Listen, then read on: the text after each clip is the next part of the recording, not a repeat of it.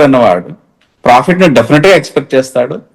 అది మోడరేట్ గా పెడితే ఆ ప్రాబ్లం రిజాల్వ్ అయినట్టే లెక్క, నాట్ అట్ హైయర్ సైడ్. అతనికి ఆప్టిమల్ గా సే ఫర్ ఎగ్జాంపుల్ ఒక 3% 4% ప్రాఫిట్ అనేది ఉంది అని అంటే ఆయన కూడా ఎగ్జైట్ అవుతాడు, బాగా పనిచేస్తారు. పబ్లిక్ ఎంటర్ప్రైజ్ ఇన్ఫ్రాస్ట్రక్చర్ ఇస్తుంది, ప్రైవేట్ పీపుల్ మేనేజ్మెంట్ ప్రాక్టీసెస్ తీసుకొస్తారు.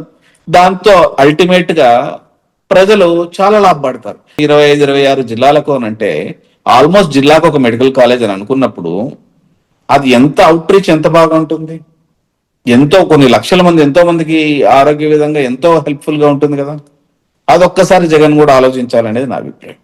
కానీ ఇక్కడ కూటమి ప్రభుత్వం ఎటువంటి చర్యలు ఏది ఇష్యూ తీసుకున్నా కూడా వైసీపీ ప్రభుత్వం దాన్ని వ్యతిరేకిస్తూనే ఉంటుంది. వీళ్ళు అవునంటే వీళ్ళు కాదంటారు, వీళ్ళు కాదంటే వీళ్ళు అవునంటారు. అంటే ఈ పరిణామ క్రమం చూస్తే గనక ఈ పొలిటికల్ పార్టీస్ ఇవన్నీ చూసినప్పుడు పబ్లిక్ కొంచెము ఒక ఇరిటేషన్ వచ్చే అవకాశం ఉంది. ఒకవైపు ఏమో చంద్రబాబు నాయుడు అడ్మినిస్ట్రేషన్ అందరికీ తెలిసిందే, ఆయన ఒక స్కీమ్ పెట్టాడు అంటే గనక దాని ప్రజలకు బెనిఫిట్ అయ్యే విధంగా మనము ఆర్గనైజేషన్ ఎట్లా రన్ చేయాలనే ఉద్దేశంతోనే రాష్ట్ర ఆర్థిక స్థితిగతులు అన్ని తెలుసు కాబట్టి ఆయన ఒక నిర్ణయం తీసుకొని అనుకోవాలి.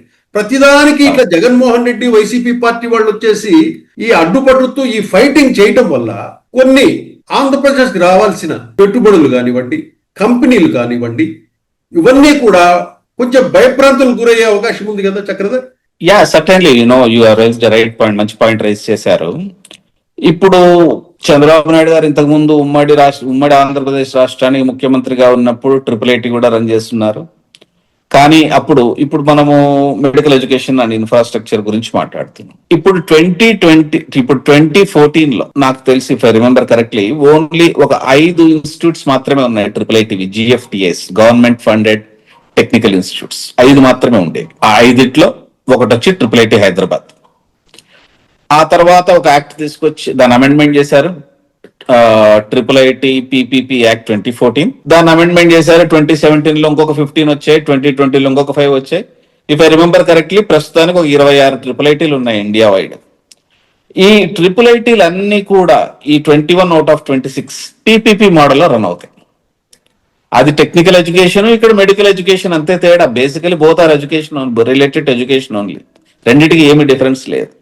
ఈ రోజు IIITలు PPP మోడల్లో రన్ అయినవి NITలకు IITలతో కంపీట్ అవుతున్నాయి.